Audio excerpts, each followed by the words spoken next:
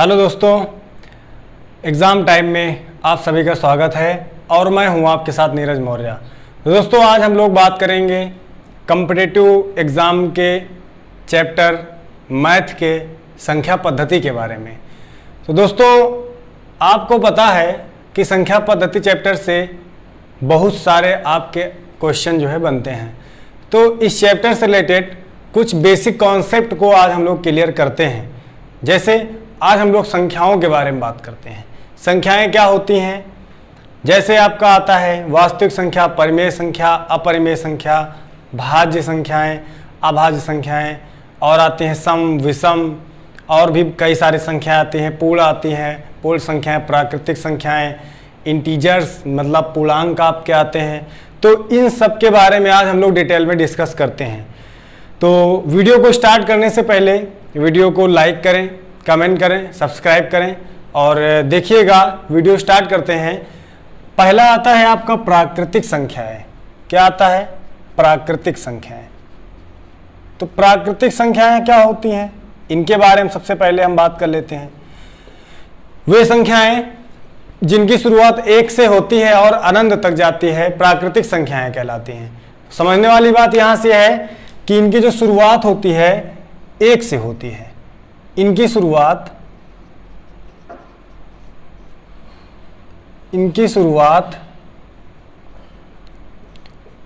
1 से होती है। 1 से होती है, अनंत तक जाती है।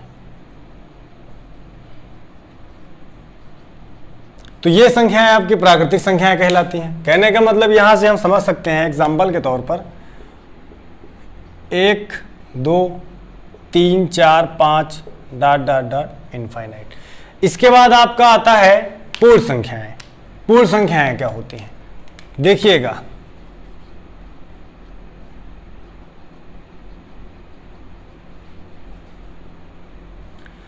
पूर्ण संख्याएं वे संख्याएं जिनकी शुरुआत 0 से होती है और अनंत तक जाती है। तो यहां से हम समझ सकते हैं कि 0 से शुरू होने 0 से शुरू होती हैं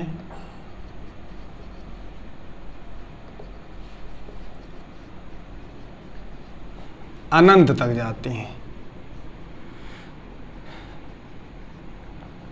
तो ऐसी संख्याएं जिनकी शुरुआत 0 से होती है और अनंत तक जाती है वो संख्याएं हमारी क्या कहलाती हैं?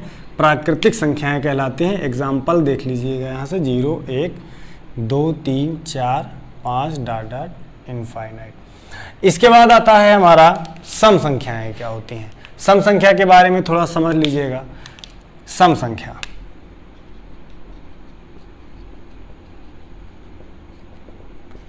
ऐसी संख्याएं जो पूर्णतः 2 से विभाजित हो जाती हैं सम संख्याएं कहलाती हैं।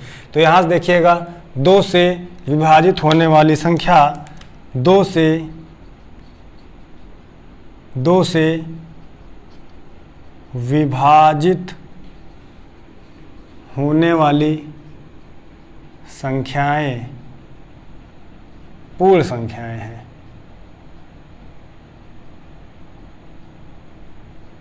जैसे यहां से देखिएगा एग्जाम्पल, यहां हो गया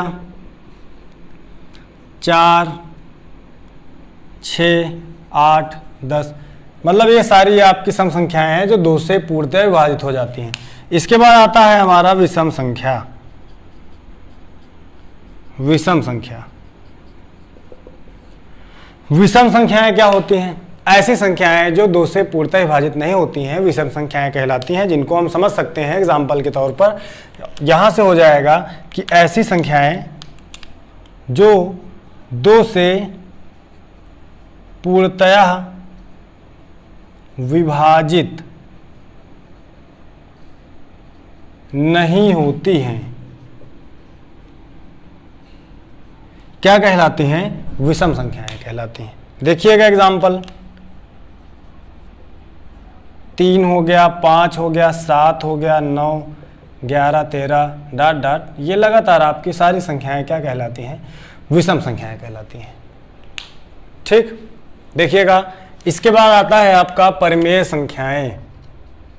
परिमेय संख्याएं।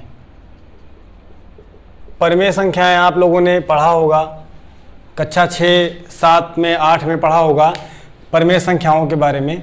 तो वे संख्याएं जो P/Q के रूप में लिखी जाती हैं परिमेय संख्याएं कहलाती हैं। कहने का मतलब यहाँ से होगा कि ऐसी संख्या जो बटे में लिखी जाती है, बटे में, वो हमारी परिमेय संख्याएं कहलाती हैं। तो यहाँ से हम समझ लेंगे P/Q के रूप में लिखी जाने वाली संख्या, लिखी जाने वाली संख्या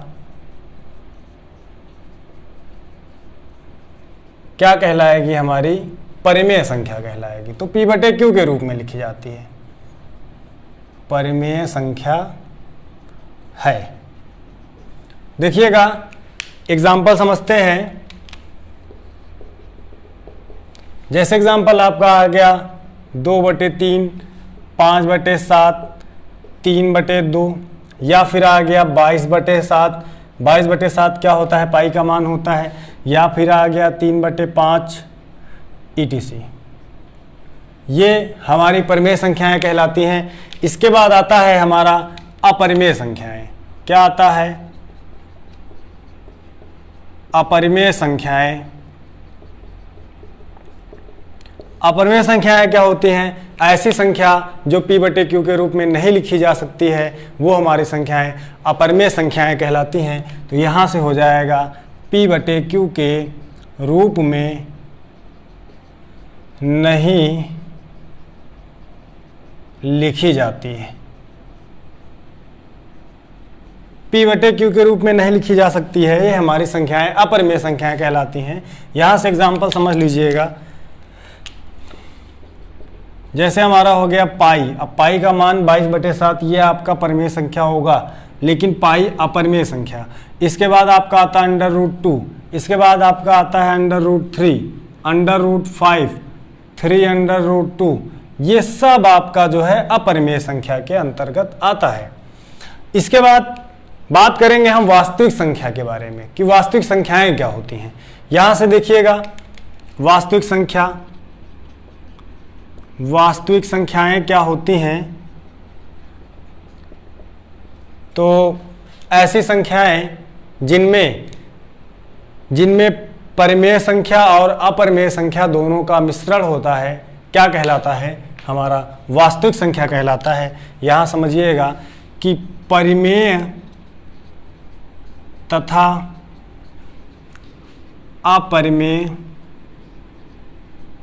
संख्या के मिश्रण को क्या कहते हैं? वास्तविक संख्या कहते हैं। वास्तविक संख्या कहते।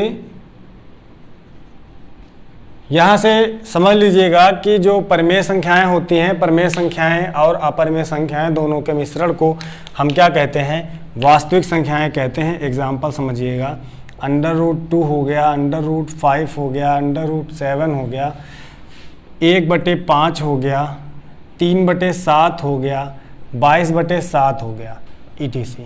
ये आपका होता है वास्तविक संख्या। इसके बाद आपका आता है क्रमागत संख्याएं। क्या आता है? क्रमागत संख्याएं। क्रमागत संख्याएं क्या होती हैं? तो क्रमागत संख्या का मतलब ये होता है कि मतलब जैसे समझ लीजिए कि क्रम से आने वाली संख्या है, ठीक। तो ऐसी संख्याएं जो क्रम से आती हैं वो हमारी क्रमागत संख्याएं कहलाती हैं। समझिएगा, यहाँ से एग्जाम सबसे पहले डिफिनीशन इसकी समझिएगा कि क्रम से आने वाली संख्या क्रमागत संख्या है। क्रमागत संख्या है तो क्रम से आने वाली संख्या क्रमागत संख्या है।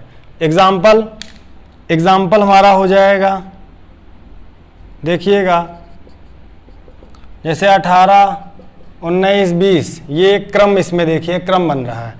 या फिर हो गया 21, 22, 23, ये भी, इसमें भी एक क्रम बन रहा है। या फिर x+1, x+2, x+3, इसमें भी हमारा क्रम बन रहा है। तो क्रम से आने वाली सारी संख्याएं हमारी क्रमागत संख्याएं कहलाती हैं।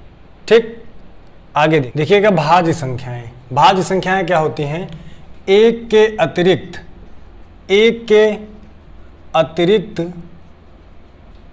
किसी दूसरी संख्या से विभाजित हो जाती हैं। किसी दूसरी संख्या से विभाजित हो जाती हैं। मतलब एक से तो विभाजित होती हैं, लेकिन एक के अतिरिक्त किसी दूसरी संख्या से विभाजित हो जाती है। जैसे 2 से विभाजित हो गई, 3 से विभाजित हो गई, तो वो संख्याएं आपकी भाज्य संख्याएं कहलाती हैं। एग्जाम्पल के तौर पर आप देख लीजिएगा। एग्जाम्पल आपका है 4 हो गया, 6 हो गया, 8 हो गया, है ना। 9 भी आपका जो है भाज्य संख्या 3 से विभाजित हो जाएगा, डॉट डॉट etc। तो ये आपके भाज्य संख्या से रिलेटेड बात हो गई। अब बात करते हैं अभाज्य संख्या से रिलेटेड। तो अभाज्य संख्याएं क्या होती हैं? सबसे पहले इसको समझ लीजिएगा। अभाज्य संख्याएं वे संख्याएं जो एक के अतिरिक्त अन्य किसी दूसरी संख्या से विभाजित ना हो। इसमें क्या है कि एक के अतिरिक्त किसी दूसरी संख्या से विभाजित हो जाती हैं। तो यहाँ समझिएगा कि एक के अतिरिक्त किसी दूसरी संख्या से विभाजित न हो, ये आपका क्या कहलाएगा? अभाज्य संख्या कहलाएगा। एक के अतिरिक्त किसी दूसरी संख्या से विभाजित ना हो। एग्जाम्पल के तौर पर हम बात कर लेते हैं। जैसे हमारा हो गया 1 3 5 7 डॉट डॉट etc। इसके बाद आता है हमारा पूर्णांक। पूर्णांक के बारे में चर्चा कर लेते हैं। पूर्णांक क्या होता है? पूर्णांक ऋण और धन, मतलब ऋणात्मक और धनात्मक दोनों उपस्थित होता है पूर्णांक में। आप लोगों ने पूर्णांक के बारे में पढ़ा होगा। तो ऋण चिन्हों का समूह और धन चिन्हों का समूह पूर्णांक कहलाता है। या ऐसे हम समझ सकते हैं कि ऋण पूर्णांकों का समूह, ऋण पूर्णांकों का समूह और धन पूर्णांकों का समूह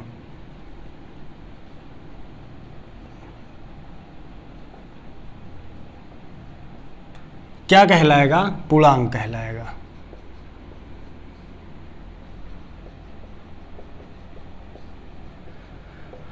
तो आप लोगों ने नंबर लाइन देखा होगा। तो नंबर लाइन में दाईं तरफ आपका पॉजिटिव होता है और बाईं तरफ आपका नेगेटिव होता है।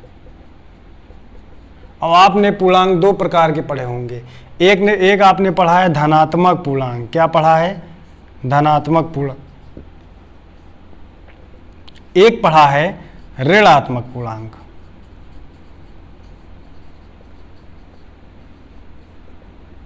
धनात्मक पूर्णांक और ऋणात्मक पूर्णांक। धनात्मक का मतलब ये होता है जिनमें धन चिन्ह होता है, और ऋणात्मक का मतलब ये होता है जिसमें ऋण चिन्ह होता है। यहाँ समझ लीजिएगा, जैसे अगर धनात्मक की बात होगी तो प्लस का 5 आएगा, प्लस का 6 आएगा, 8 आ गया, प्लस का 9 आ गया। ऋणात्मक की बात होती है तो माइनस का 2 हो गया, या फिर माइनस का 6 हो गया, माइनस का 8 हो गया, माइनस का 7 हो गया, etc। तो ये आपका जो है धनात्मक पूर्णांक और ऋणात्मक पूर्णांक की बात हुई। इसके बाद देखते हैं आगे। देखिएगा, इसके बाद आपका आता है आरोही। ये भी आपका जो है इस टॉपिक से रिलेटेड है, आरोही क्रम। तो आरोही क्रम एक होता है और एक होता है अवरोही क्रम। आरोही क्रम एक होता है और एक होता है अवरोही क्रम। आरोही क्रम का मतलब होता है स्मॉल टू बिग, मतलब छोटे से बड़ा। यहाँ से समझ लीजिएगा स्मॉल टू बिग, हम कह सकते हैं छोटे से बड़ा। तो जो छोटे से बड़ा होगा, छोटे से बड़ा मतलब बढ़ते क्रम में 5 हो गया, फिर 7 होगा, फिर 9 होगा, फिर 11 होगा, 13 होगा, 18 हो गए, छोटे से बड़ा जा रहा है। कहने का मतलब ये आपका आरोही क्रम के अंतर्गत आएगा। अवरोही क्रम का मतलब हो जाएगा बिग टू स्मॉल। क्या हो जाएगा? बिग टू स्मॉल मतलब बड़े से छोटा, तो वो आपका अवरोही क्रम के अंतर्गत आता है। देखिएगा एग्जाम्पल के तौर पर अगर हम बात करेंगे तो जैसे हो गया 76, फिर हो गया 70, फिर हो गया 65, फिर हो गया 30, फिर हो गया 25। यह आपका बड़े से छोटा हो रहा है। इसके बाद एक आपका आता है सह अभाज्य संख्याएं। सह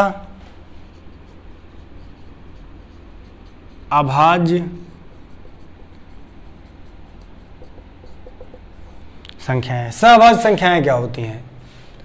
ऐसी संख्याएं जिनका मासा 1 होता है सहअभाज्य संख्याएं कहलाती हैं।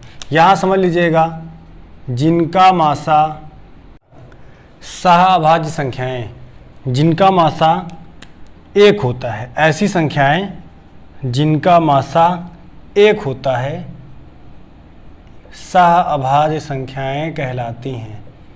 हम कह सकते हैं कि ऐसी संख्याएं कि जिनका मासा 1 होता है सहअभाज्य संख्याएं कहलाती हैं। एग्जाम्पल देखिएगा, जैसे हो गया 4, 5।